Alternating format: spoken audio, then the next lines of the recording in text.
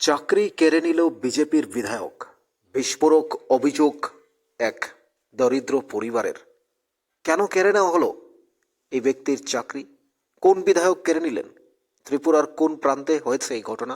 একবার শুনুন। কান্নায় ভেঙে পড়ে কি বলছেন সেই পরিবার। দারিদ্রতার সঙ্গে লড়াই করছে। কেনই বা বিধায়ক তার চাকরি কেড়ে নিল? কোন বিধায়ক সে? কি জানাচ্ছেন পরিবার? থাকুন আমাদের সাথে।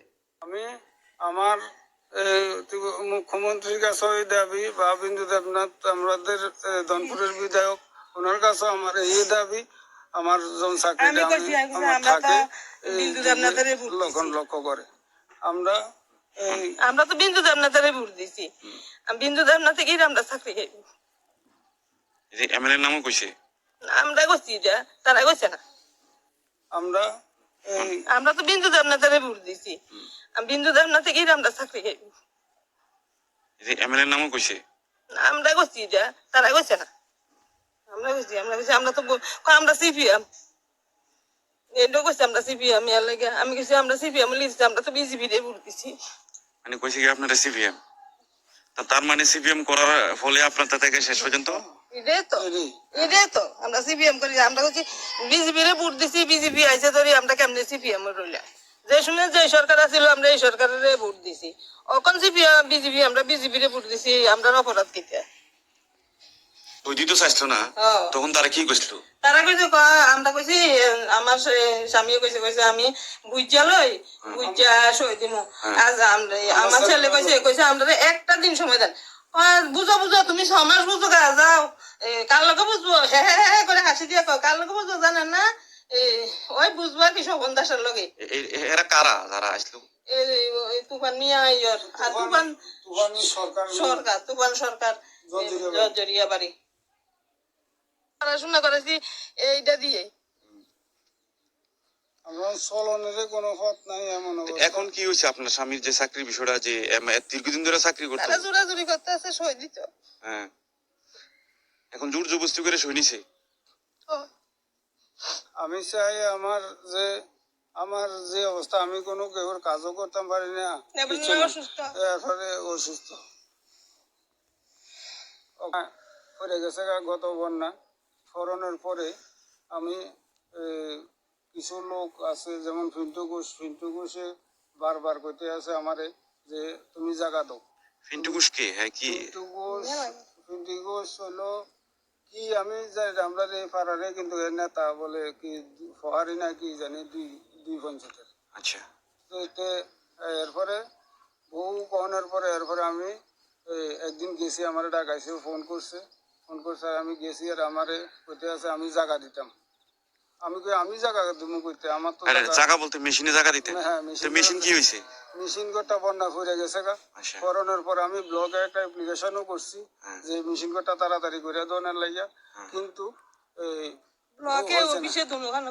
অফিসে ব্লকে এবং ইলেকট্রিক অফিসে তিনখানে আমি 3টা কপি দিছি, দিয়ে আমি জেরক্স কপিও আনছি। আনার পরে এরপরে একদিন আমারে এই ফিন্টু ঘোষ আবার ডাকাইছে আর আমারে কইতে আছে জাগার কিটা করছ মানুষ। আমি তো অ্যাপ্লিকেশনও করছি, এই করার পরে তারা তো ওই জায়গা লাগিয়ে কিছু করতে পারতে আছে না। এরপরে তারা কইতে সে পঞ্চায়েতের জায়গা দিত, কিন্তু এই এরপরে কি করছে আমারে কয় তুই 50,000 টাকা দে। 50,000 টাকা দে। আমি কইছি ভাই আমি নিজে অপারেশন রোগী, কিডনি পাথর ছিল, অপারেশন করছি। বাচ্চার মা একবার স্ট্রোক করছে, এরপর আবার অপারেশন। অসুস্থ না আমরা কেউই, গরিব মানুষ আমরা। 2 পোলা, আমার 2 ছেলে এই বেকার, বিয়ে পাস দুজন। তাইলে এই জায়গাতে গিয়া আমি এরপরে তবু যখন কোনো সমস্যা না, আমি 10,000 টাকা দিয়ে দিমু কইছি। এরপরে আমি কইছি ভাই এরপরে পঞ্চায়েত এবং ব্লক পারে না, সরকার পারে না, এমন কিছু নাই। ফালবাড়িত কীর্তন আসিল, কীর্তনের দিন আমারে আবার ফোন করছে। আমি ওই ফোন করছি 10,000 টাকা দিমু কইছি। এরপরে হ্যাঁ, আমি এরপর ফোন ধরছি, আমি কীর্তনের ভিতরে আসিলাম, আরেকজনের পাঠাইছে ওই কানু ঘোষ। কইতে আছে তোর ফিন্টু ঘোষে 3বার ফোন করছে, তুই ফোন কাটটা দিছ। আমি কইছি কেডা ফোন করছে? শুনলেন তো বক্তব্য। কান্নায় ভেঙে পড়েছেন পরিবার, শুধুমাত্র বামফ্রন্ট করেছে বলে। সিপিএম করায় তার চাকরি কেড়ে নিল। সে বিধায়কের নাম, ঠিকানা, কোন এমএলএ সব বলে দিয়েছেন। কি বলবেন আপনারা? ঘটনার সত্যতা আমরা যাচাই করিনি, তার দায়িত্ব আমাদের নয়। আমাদের দায়িত্ব আপনাদের কাছে পৌঁছে দেওয়া। ইনভেস্টিগেশন করবে পুলিশ, রাজ্য সরকার। পাম্প অপারেটরে চাকরি করতেন, আমরা জানি এই চাকরিটা পার্ট টাইম। সরকার রিসেন্টলি বেতনও বাড়িয়ে দিয়েছে, কিন্তু তারপরও এলাকার বিধায়ক নাকি এই চাকরিটা খেয়ে নিয়েছে। বিজেপি বিধায়ক ধনপুরে। কি বলবেন আপনারা? নাম বলে দিয়েছে। সে অভিযুক্তরা বলছেন, যাদের সেই পিন্টু ঘোষ কোন পাওয়ারি নেতা, ওনার কথা বলছেন। উনি নাকি হুমকি দিয়েছেন, 50,000 টাকা চেয়েছেন। লোকটা পায় কত বেতন?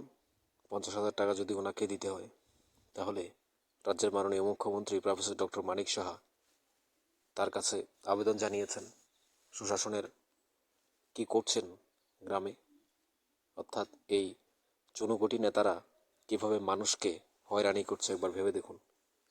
এটা হয়তো তার মতো এমন অনেকগুলো অপদার্থ নেতা রয়েছে যারা সরকারকে কালিমালিপ্ত করছে, সরকারের দুর্নাম করছে। মাননীয় মুখ্যমন্ত্রী প্রফেসর ডক্টর মানিক সাহা একদিকে ভালো কাজ করতে চাইলেই কি হবে, ওনার কিছু অপদার্থ দলনেতারাই তার সম্মানকে মাটিতে মিশিয়ে দিচ্ছে ঠিক এইভাবে করে। একজন পাম্প অপারেটরের চাকরি, যিনি বলছেন আমি অসুস্থ, তার স্ত্রী কান্নায় ভেঙে পড়েছেন। চাকরিটা চলে গেলে কিভাবে খাবে, স্ত্রী পুত্র নিয়ে কোথায় যাবেন?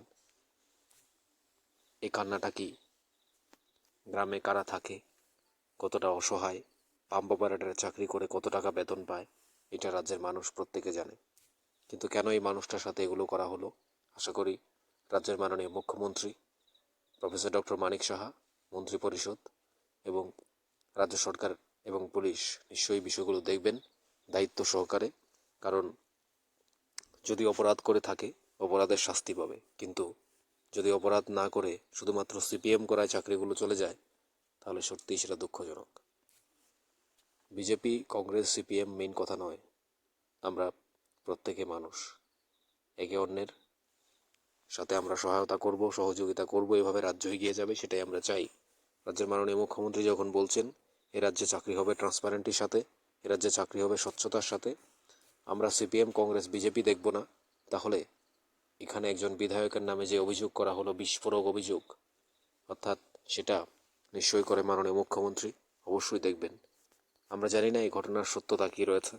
যার চাকরি গেছে তিনি অভিযুক্ত, নাকি বিধায়ক এই কাজ করেছেন কিনা আমরা কিছুই জানি না। আমরা শুধু সংবাদ আপনাদের কাছে পৌঁছে দেওয়ার দায়িত্ব পৌঁছে দিলাম। এখন যে অপরাধ করুক, যদি যিনি পাম্প অপারেটিংয়ের চাকরি করতেন তিনি যদি অপরাধ করে থাকেন, তার শাস্তি তিনি পাবেন। যদি বিধায়ক তার চাকরি খেয়ে থাকেন, তার শাস্তি তিনি নিশ্চয়ই বিধায়কের যে যা করার বিধায়ককে নিয়ে, সেটা রাজ্যের মাননীয় মুখ্যমন্ত্রী আছেন, ওনারা চিন্তা করবেন। আপনাদের কি মনে হয়? এই যে পরিবারটা বললেন কান্নায় ভেঙে পড়েছেন স্ত্রী, এবং পাম্প অপারেটর যিনি চাকরি করতেন তিনিও কান্নায় ভেঙে পড়ছেন, চাকরি কেড়ে নিল বিধায়ক, এরকম অভিযোগ। আপনাদের কি মনে হয় জানাবেন কমেন্টস বক্সে। আপনারা পুরো ঘটনাটা শোনার পর আপনার মতামত অবশ্যই কমেন্টস বক্সে জানাবেন।